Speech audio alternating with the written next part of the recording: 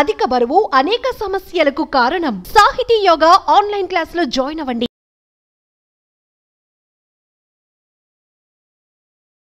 నమస్తే, welcome to Suman TV. ప్రస్తుతం మన భారతదేశంలో చూసుకున్నట్లయితే మహిళల్లో ఎక్కువగా గర్భాశయ క్యాన్సర్లు పెరుగుతున్నాయని చెప్తున్నారు డాక్టర్లు. సో ఎందుకు ఈ గర్భాశయ క్యాన్సర్లు ఎక్కువగా పెరుగుతున్నాయి, ఎవరిలోని రిస్క్ ఫ్యాక్టర్స్ ఎక్కువగా ఉంటాయి, మొదటి స్టేజ్లోనే దీన్ని ఐడెంటిఫై చేయడానికి సాధ్యం అవుతుందా లేదా, సో దీనికి ఉన్నటువంటి ట్రీట్మెంట్ ఆప్షన్స్ ఏంటి, ఈ విషయాలన్నీ అడిగి తెలుసుకుందాం. మనతో పాటు ఉన్నారు gynaec oncologist doctor Sailakshmi Dayananda garu from Apollo hospital, Jubilee Hills. Hello ma'am.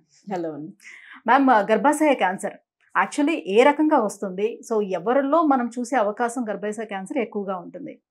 గర్భాశయ క్యాన్సర్ 3 టైప్స్ ఆఫ్ పీపుల్ అండి. ఒకటి PCOD ఉన్న ఆడవాళ్ళలో ఎక్కువగా చూస్తున్నాము.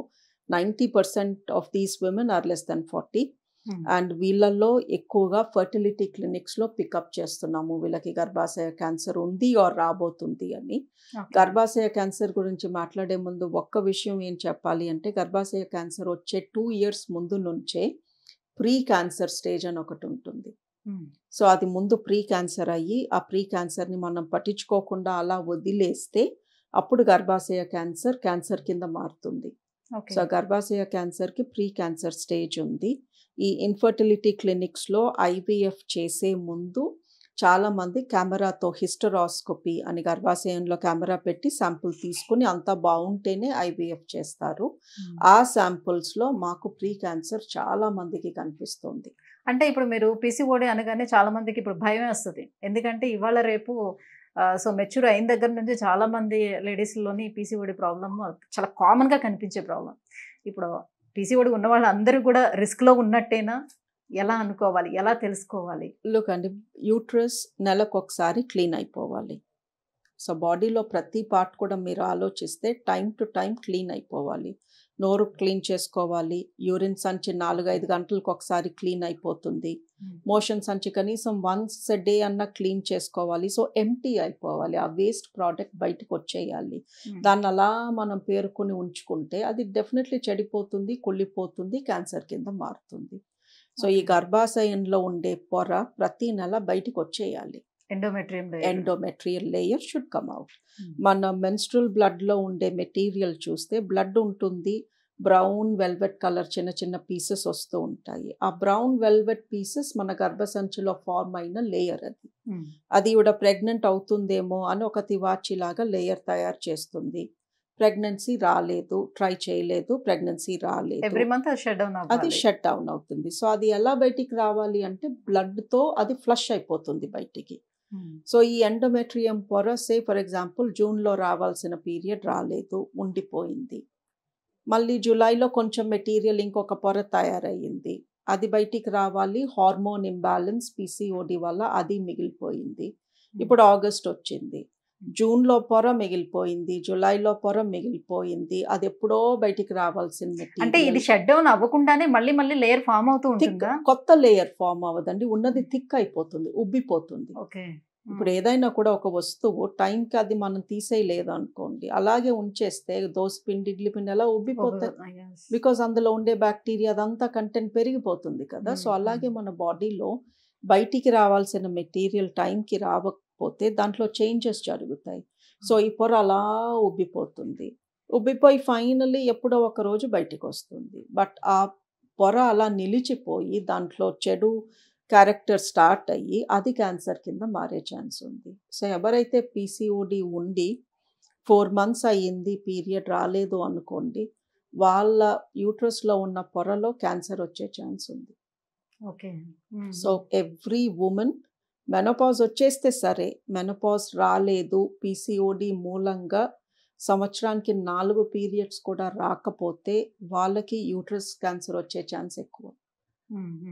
ఇప్పుడు ఎంగేజ్లో ఉండే అమ్మాయిలకి కూడా ఇదే ప్రాబ్లం ఫేస్ చేస్తున్నారు. 2 monthsకో 3 monthsకో ఒకసారి పీరియడ్స్ రావటం అనేది. సో ఇది నాకు కామన్గా వస్తూనే ఉంటుంది అని చాలా లైట్ తీసుకుంటారు. ఎగ్జాక్ట్లీ అండి. ఎవ్రీ 3 months కన్నా పీరియడ్ తెప్పించేసుకోవాలి. దానికి అది రాకపోతే తెప్పించుకోకుండా 5-6 నెలలు వెయిట్ చేస్తే మీకు ఆ చిన్న అమ్మాయికి ఆ చిన్న వయసులో కూడా యూట్రస్లో క్యాన్సర్ ఉండే ఛాన్స్ ఉంది. చాలామంది డాక్టర్లు ఇలాగే భయపడతారు అనుకుంటారు. బట్ ప్రతి వారం అట్లీస్ట్ ఒక్క కేసు చూస్తాను. 20 to 35-year-old, some of them are unmarried, some of them are married, whatever, PCOD ఉంది, నాకు పీరియడ్స్ ఎలాగో రావు కదా, 5-6 నెలలు అలా వెయిట్ చేస్తారు. ఫైనలీ స్కాన్లో చూస్తే ఎండోమెట్రియం ఉబ్బిపోయి ఉంటుంది, బయోప్సీ తీస్తే ప్రీ క్యాన్సరో క్యాన్సరో ఉంటుంది. ఇప్పుడు పీసీఓడి లేకున్నా, థైరాయిడ్ ప్రాబ్లం లేకున్నా కూడా ఇట్లా పీరియడ్స్ అనేది వాళ్ళు మెచ్యూర్ అయిన దగ్గర నుంచి కూడా ఇట్లానే లేట్ ప్రాసెస్లో వస్తుందంటే రీజన్ ఏమై ఉండొచ్చు? హార్మోన్ ఇంబ్యాలెన్స్ అండి. పీరియడ్ ముందుకు వచ్చినా, లేట్గా వచ్చినా, రాకపోయినా ప్రాబ్లం గర్భసంచిది కాదు, ఓవరీస్ది, అండాశయాలది. సో వాళ్ళలో హార్మోన్ రిలీజ్ జరగట్లేదు, దాన్ని హార్మోన్ ఇంబ్యాలెన్స్ అంటాము.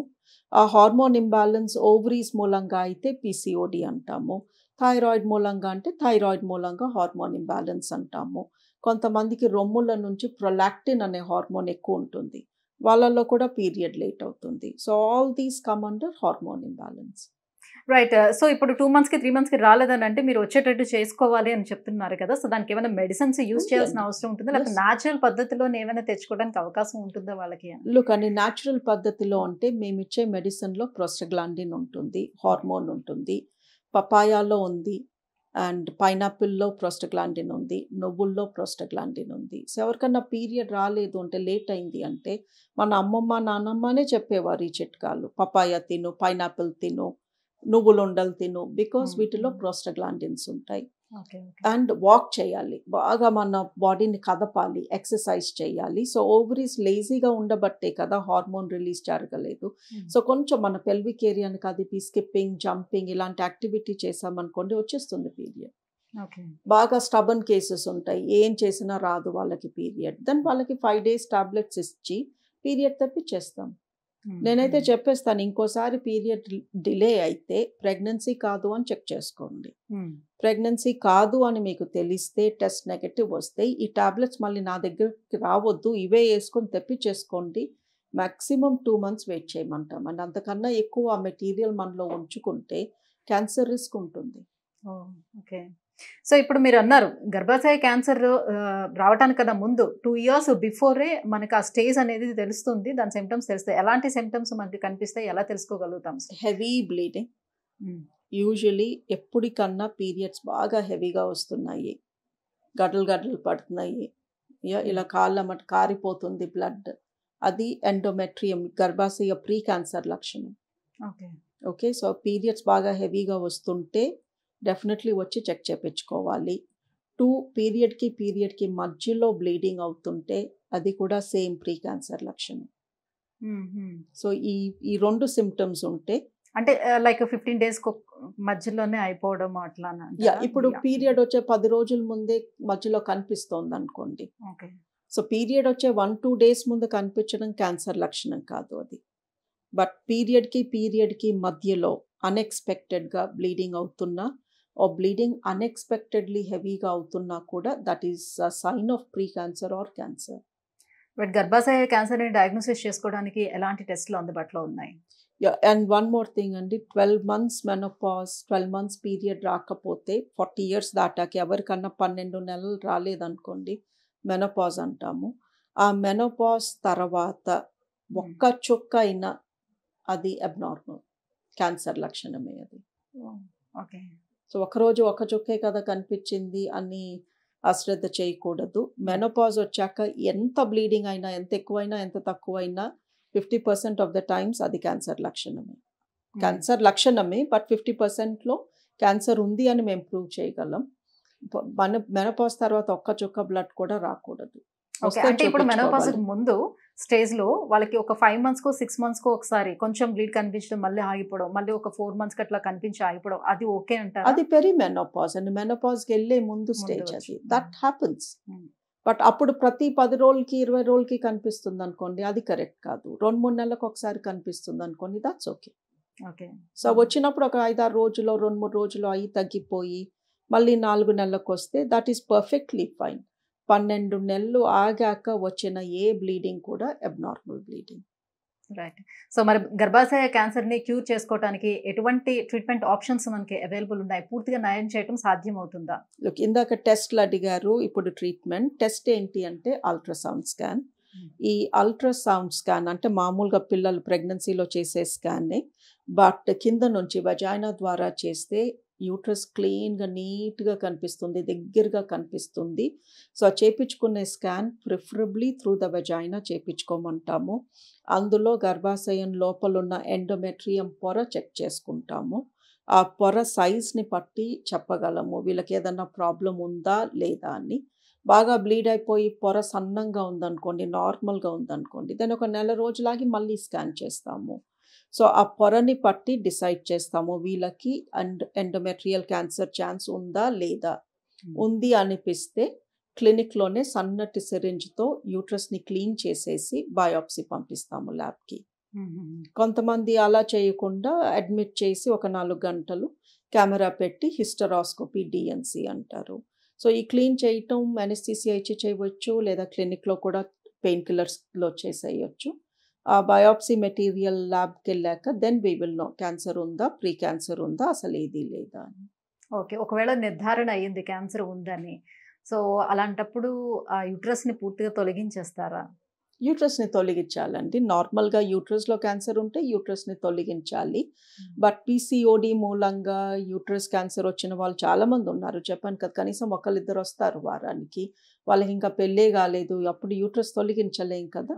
సో వాళ్ళని 1 year పాటు మెడిసిన్స్తో ట్రీట్ చేసి క్యాన్సర్ పోయేలాగా చేసి దెన్ ప్రెగ్నెన్సీ ప్లాన్ చేసుకోమంటారు. ఓన్లీ మెడిసిన్స్ ఏనా, ఎలాంటి సర్జరీస్ లాంటిది ఉండదు? సర్జరీ ఏమీ ఉండదండి, మెడిసిన్స్తోనే యూట్రస్ క్లీన్ చేసుకుంటాము.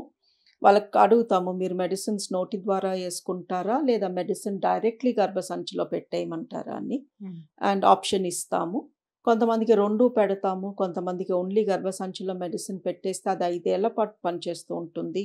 కొంతమందికి నోటి ద్వారా ఇస్తాము. పెళ్ళి కాని వాళ్ళు, ప్రెగ్నెన్సీ ప్లాన్ లేని వాళ్ళకి అలా ట్రీట్మెంట్ కంటిన్యూ చేస్తూ ఉంటాము. ప్రెగ్నెన్సీ ప్లాన్ ఉన్న వాళ్ళకి 1 year ట్రీట్ చేశాక ప్రెగ్నెన్సీకి వెళ్ళమంటాము. ఓకే, అంటే బిఫోర్ మ్యారేజ్ ఇలాంటి సిచ్యువేషన్ ఒకవేళ ఎదుర్కొన్నట్లయితే, సో పెళ్లి చేసుకునే వాళ్ళకి కూడా ఒక టెన్షన్ అనేది ఉంటుంది. సో నా సెక్షువల్ లైఫ్ అసలు బాగుంటుందా లేదా, నేను చేయొచ్చా లేదా, ఈ టెన్షన్ వాళ్ళకి కూడా ఉంటుంది. దాంట్లో ఏమైనా ఇబ్బంది ఉంటుందా? నాట్ ఎట్ ఆల్ అండి. యూట్రస్ మన పొట్టలో ఉంటుంది, సెక్స్ జరిగేది కింద వెజైనాలో. సో వెజైనాలో జరిగే సెక్స్కి యూట్రస్లో ఉండే ఈ మందు ఆర్ క్యాన్సర్ ఆర్ ఒకప్పుడు ట్రీట్మెంట్ జరిగిన దానికి లింకే లేదు. ఇన్ఫ్యాక్ట్ హిస్టెక్టమీ చేశాక కూడా పీపుల్ హ్యావ్ సెక్స్, అక్కడ యూట్రస్ ఉంది లేదు అన్న థాట్ కూడా రాదు వాళ్ళకి. Okay, thank you ma'am, thank you so much. గర్భాశయ క్యాన్సర్ రావడానికి రీజన్స్ అండ్ ఎలాంటి టెస్టులు ఉన్నాయి, ఎటువంటి ట్రీట్మెంట్ ఆప్షన్స్ మనకి అవైలబుల్ ఉన్నాయన్న విషయం తెలియజేసినందుకు థ్యాంక్ యూ సో మచ్.